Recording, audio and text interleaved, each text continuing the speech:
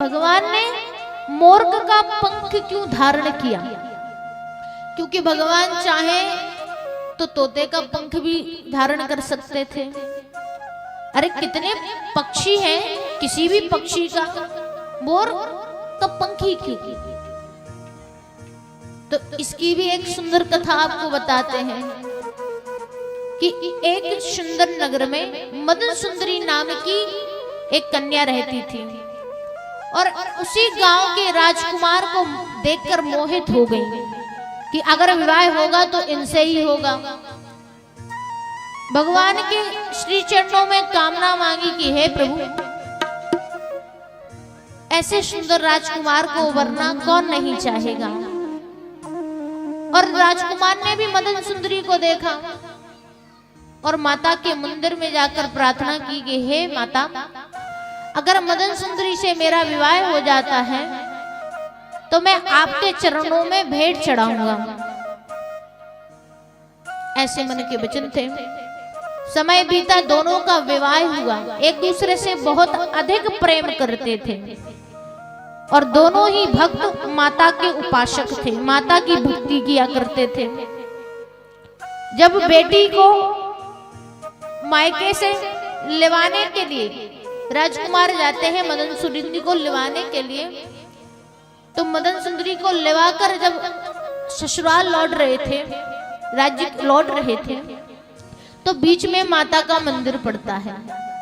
माता का मंदिर पड़ा तो राजकुमार को अपनी बात याद आई कि विवाह को, शादी को तो समय बीत गया है। राजकुमार ने देखा कि रास्ते में माता का मंदिर पड़ा है।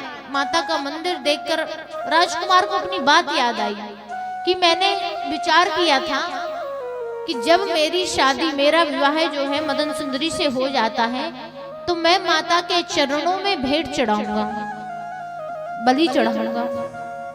रथ को रोका, पत्नी से कहा तुम अभी ठहरो, मैं माता के दर्शन करके आता हूँ। गए, माता से विनती की कि हे मैया, आपने इस जीवन में जो कुछ भी मैंने मांगा आपने सब कुछ दिया।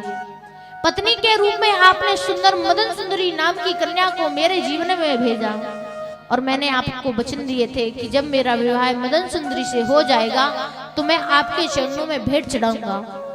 और हे मैया, मैं आपके श्री चरणों में जो है अपना ही शरीर, अपना ही देह आपके चरणों में भेंट करता हूं। मयान से तलवार निकाली और अपने शीश को धड़ से अलग कर दिया, माता के चरणों में भेंट चढ़ाई। समय बीता, जब सुबह से दिन हो गए तो देखा कि अभी तक जो है पति लौट कर नहीं आए। मदन सुंदरी ने अपने भाई को आदेश दिया, जाओ जाकर देखो तो अभी तक पति गए तो लौट कर नहीं आए, क्या बात है। सुबह से दिन हो गया है। भैया गए, भैया देखते हैं कि वहां पर तो राजकुमार मरे पड़े थे। अब उन्होंने विचार किया कि समाज का प्राणी क्या विचार करेगा कि कैसी अवशुभनी, अशुभ बहू घर में आई है कि आते ही राजकुमार के प्राण इसने ले लिए। अरे दोषी तो मेरी बहन को ठहराया जाएगा कि बहन को लेने के लिए, पत्नी को लेने के लिए मायके गए थे और मर गए। उन्होंने भी तलवार को उठाया और अपने प्राणों की आहुति दे दी कि लोग ये समझेंगे कि दोनों जीजा साले में बनी नहीं, अनबन हो गई तो एक दूसरे को मार डाला। अब भाई भी मर गए और पति भी। मदन सुंदरी ने देखा कि दिन का अब शाम का समय हो चुका है, दिन से शाम हो चुकी है, पति गए वो लौट कर नहीं आए, भाई गए वो लौट कर नहीं आए। चलकर देखा जाए कहीं आपस में मतभेद तो नहीं करने लगे, लड़ाई तो नहीं करने लगे। मंदिर में जाकर देखा तो रक्त की धाराएं बह रही हैं, पति मरे पड़े हुए हैं, भाई मरे पड़े हुए हैं। माता के चरणों में जाग रही कि हे मैया, आपने ये क्या कर दिया? अगर आपको मुझे मेरा प्रेम, मेरा सुहाग देना नहीं था तो देती ना, लेकिन देकर छीन लिया, ये तो उचित बात नहीं है। मैंने आपकी कितनी सेवा की और आपने पति को तो छीना ही छीना और मेरे भाई को भी मुझसे छीन लिया। अब हर वर्ष जब त्योहार आएगा तो मैं किसको राखी बांधूंगी? तो उस समय आकाशवाणी होती है कि हे देवी मदन सुंदरी, मैंने ना तो तुम्हारे पति को मारा है और ना तुम्हारे भाई को। दोनों के अलग अलग संकल्प द्वारा दोनों ने अपने प्राण स्वयं लिए हैं। मैंने तुम्हारे भाई पति को नहीं मारा है। बोले अगर ऐसी बात है और अगर आप मेरे व्रत से प्रसन्न हो तो आप जो है मेरे पति और मेरे भाई को जीवित कर दो, जीवन दान दो। और अगर ऐसा नहीं कर सकती तो मैं अपने भी प्राण यहीं त्याग दूंगी। ऐसा जीवन जीकर क्या करूंगी? एक विधवा का जीवन जीना मानो मरने के बराबर है।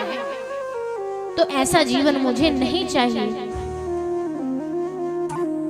माता ने कहा कि ठीक है, तुम्हारे व्रत से तो मैं बड़ी प्रसन्न हूं। एक काम करो, अपने पति का जो धड़ है तो पति के धड़ से पति का शीश लगा दो और भाई के धड़ से भाई का सिर लगा दो।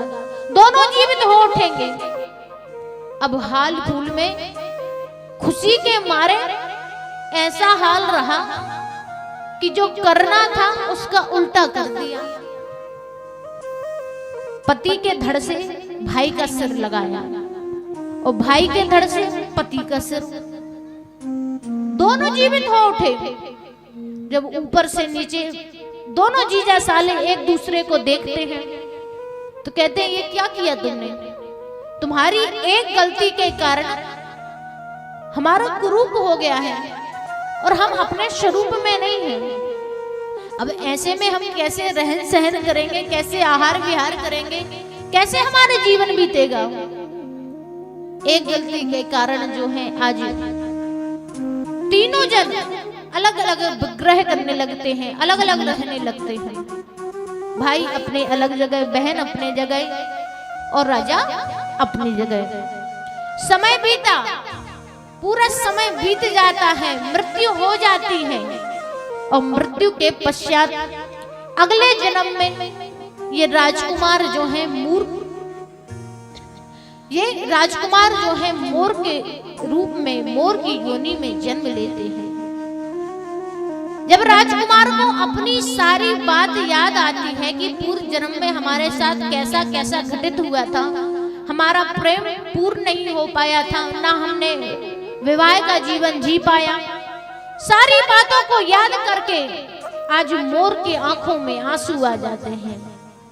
और उन्हीं आंसू को देखकर मोरनी उन आंसुओं का पान करती है। आंसुओं के पान के द्वारा मोरनी गर्भवती होती है, गर्भ को धारण करती है। इसी पवित्र प्रेम को देखकर भगवान ने जो है मोर पंख को धारण किया। बोले मोर पंख भगवान की। इसलिए भगवान जो है मोर का पंख धारण करते हैं, क्योंकि भगवान ने जिस चीज को धारण किया है उसका एक एक महत्व अवश्य है।